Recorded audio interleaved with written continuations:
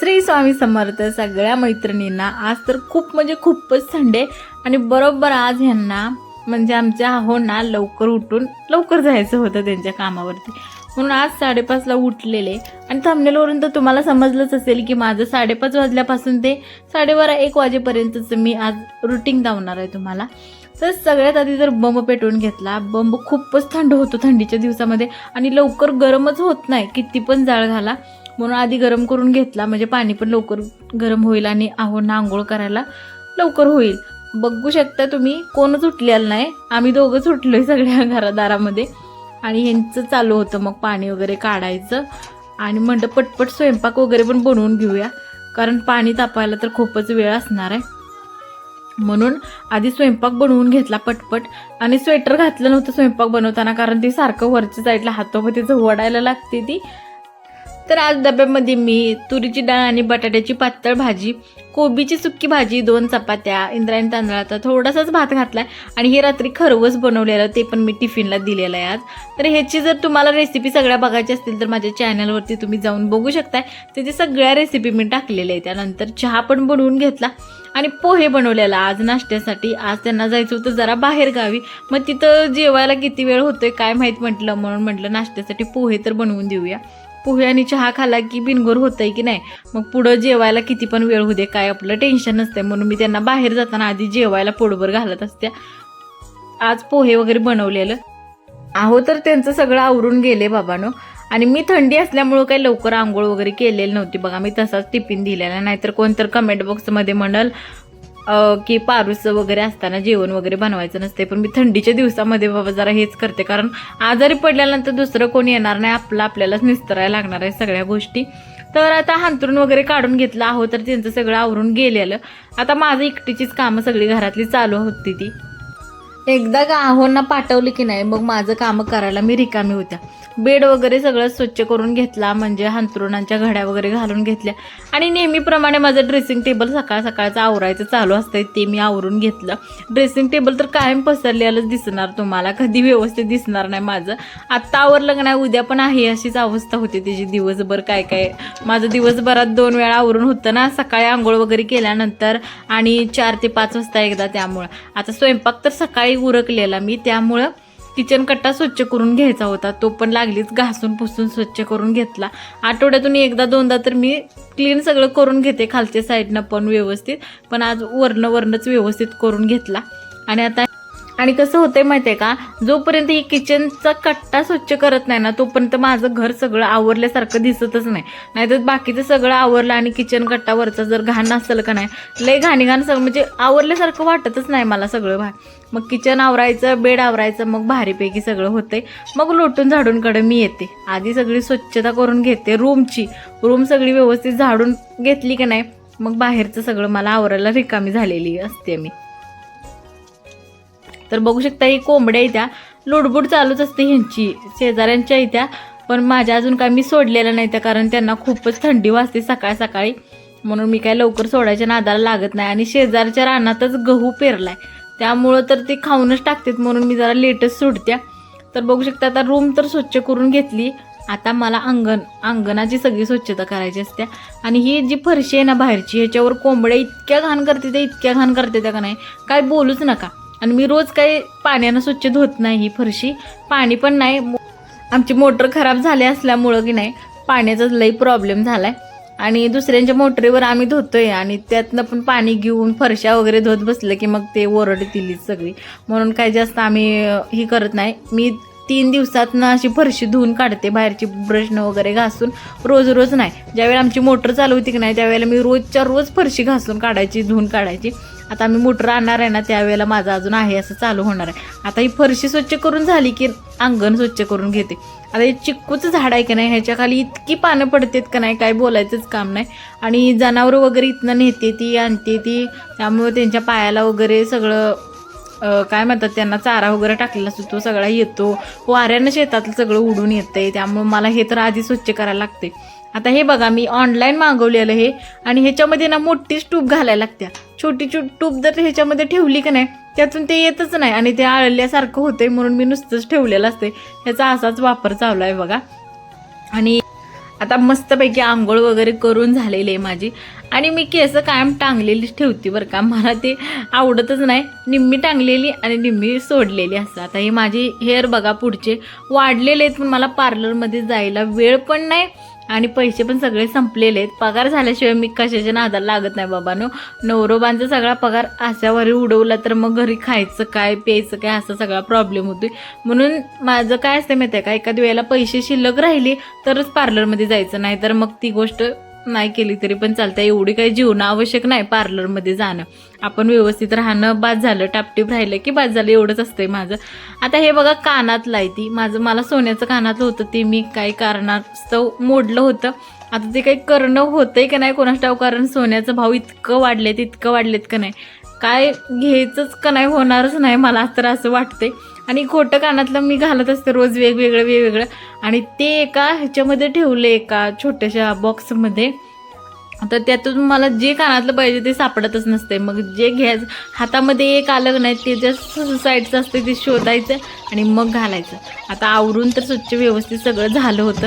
आता आलेली पिलांना आणि कोंबड्यांना सोडायची वेळ. आता ऊन पण चांगलं पडलेलं आहे. मग म्हटलं ह्यांना सोडूया.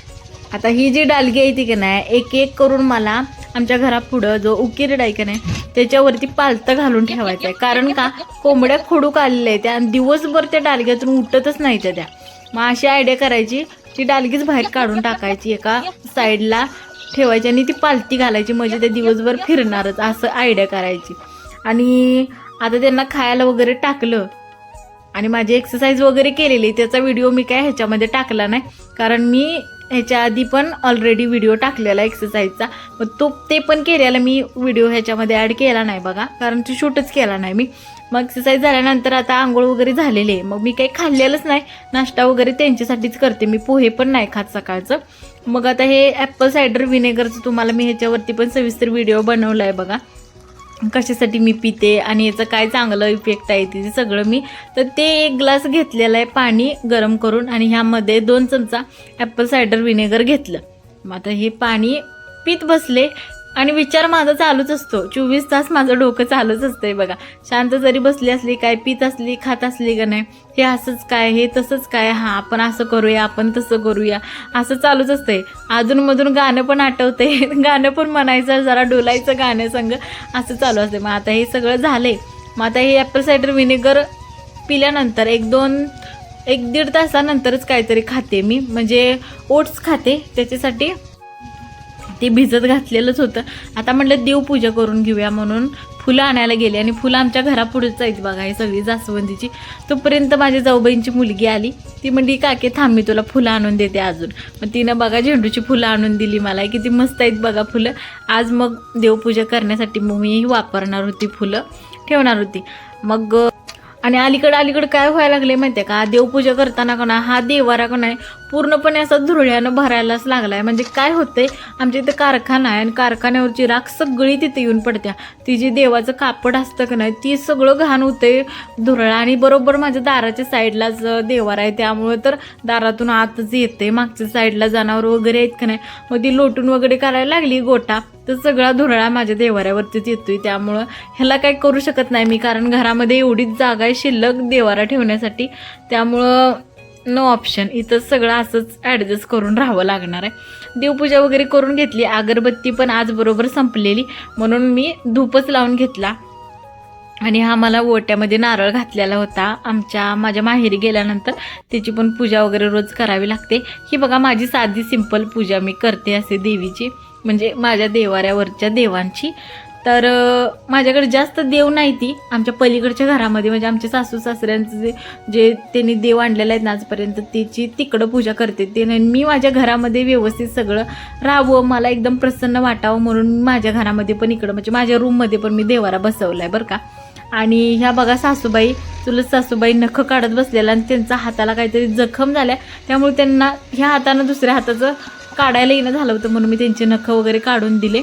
आणि आता म्हटलं कामं करूया पटपट, कारण दुपार झाल्यानंतर पुन्हा कपडे पण वाळत नाही ती, आणि ऊन आल्याशिवाय मला कपडेच धुऊ वाटेना झाले तर अलीकडं, कारण तिथं चिक्कूच्या झाडाकडे सगळी सावलीच असते, ऊन काय लवकर येत नाही. आणि चिक्कूचं झाड बघा किती चिक्कूनी लखडलेलं आहे सगळं अख्खं. आता ही चिक्कू पण काढायचं आहे, ती पाडायला आली ती त्यामुळं. आणि विहिरीतलं पाणी बघा किती खाली गेले, कारण शेतामध्ये गहू पेरलाय त्याच्यासाठी पाण्याच्या पाळ्या चालू आहे त्या पाणी पाजायला शेताला.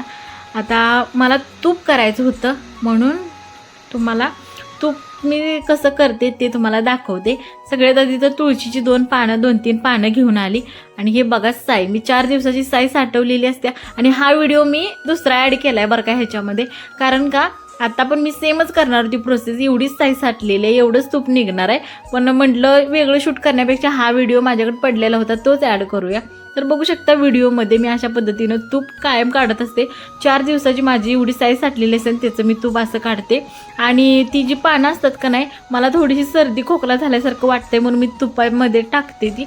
आणि ती तूप तयार झालं का नाही सगळं शिजून वगैरे, नंतर त्यात ती पानं खाऊन घेते. त्याचा खूप फायदा होतो बघा. खोकला सर्दी काय असेल ना तर ती निघून जाते. त्यामुळे तुम्ही पण ट्राय करून बघा. माझी आजी तशी करायची. खाऊचं पान असतं ना ते पण टाकलं तरी पण चालतंय बघा. करून बघा एकदा नक्की ट्राय, तुम्हाला खरंच फरक पडेल. आता म्हटलं कपडे वगैरे धुवून घ्यावेत. आणि आज मी स्वेटर काढलं होतं त्यामुळं कम्फर्टचा पण यूज केलेला आहे. रोज रोज काही कम्फर्ट वापरत नाही, कारण किती कपडे थोडीशीच असते, जास्त नसते ती. कधी तर असं स्वेटर वगैरे असली की नाही जास्त दिवस आपल्याला स्वेटर काय आपण रोज रोज धुत नाही, कधी तर एक आठवड्यातनं एकदा धुतो असं. त्यामुळं तशा जी कपडे असतात का नाही आपण जास्त दिवस जर्किंग स्वेटर वगैरे असलं ना त्याला, तर मी कम्फर्ट वापरते. तर आता कपडे वगैरे पण झालेली ती वाळत घातली सगळ्यात आधी. आणि हे बघा सगळ्यांची कामं वगैरे तर चालूच असते ती दिवसभर. आणि कसं असतं सांगू का तुम्हाला, मला हे काम का नाही घरातलं जास्त नसते माझं काम, मी मान्य करते. 2 जणांचंच काम असतंय, पण ते मला जोपर्यंत होत नाही ना तोपर्यंत मी शांत काय बसत नाही. सकाळपासून जोपर्यंत काम होत नाही माझं सगळं तोपर्यंत हात चालूच असते ती माझं. मला ते काम ठेवायचं आणि मोबाईल घेऊन बसायचं हे मला आवडतच नाही. जोपर्यंत घरातली कामं संपत नाही तोपर्यंत मोबाईल काय मी हातात घेत नाही. भले कोणाचा फोन येऊ दे काय येऊ दे, अजिबात कोणाचा रिसिव्हसुद्धा करत नाही मी फोन. नंतर सगळं फ्री झालं की नाही कामातून मग मोबाईल घ्यायचा, कोणाकोणाचं फोन आले ती बघायचं, मेसेज आली ती बघायचं, मग त्यांना रिप्लाय द्यायचा असं असते. मला ते काम ठेवून उगाच मोबाईल घेऊन बसणं, सगळा पसारा घरामध्ये ठेवून ते मला काही पटत नाही बाबा. म्हणून पटपट कामं वगैरे सगळी करून घेते बघा. आमच्या इथं अजूनही अशी माणसं आहे ती म्हणजे बायका आहे त्या दिवसभर ती कामच करत असते. त्या सकाळपासून 2-3 वाजलं तरी त्यांची धुणं भांडी स्वयंपाक हेच चालू असते. आणि आता माझं भांडी पण सगळी घासून झालेली बघा, म्हणून म्हटलं पाणी पण लागलीच भरून घ्यावं, पाणी सुटलेलं. तर झालं माझं 1 वाजेपर्यंत मी माझं सगळं तुम्हाला रुटीन दावलेलं आहे आजचं. आणि तुम्हाला माझे व्हिडिओ कसे वाटतात मला कमेंट करून सांगा. आणि चॅनलला लाईक शेअर सबस्क्राईब करायला विसरू नका. भेटूया अशाच एका छान व्लॉगमध्ये. तोपर्यंत श्री स्वामी समर्थ. Bye bye.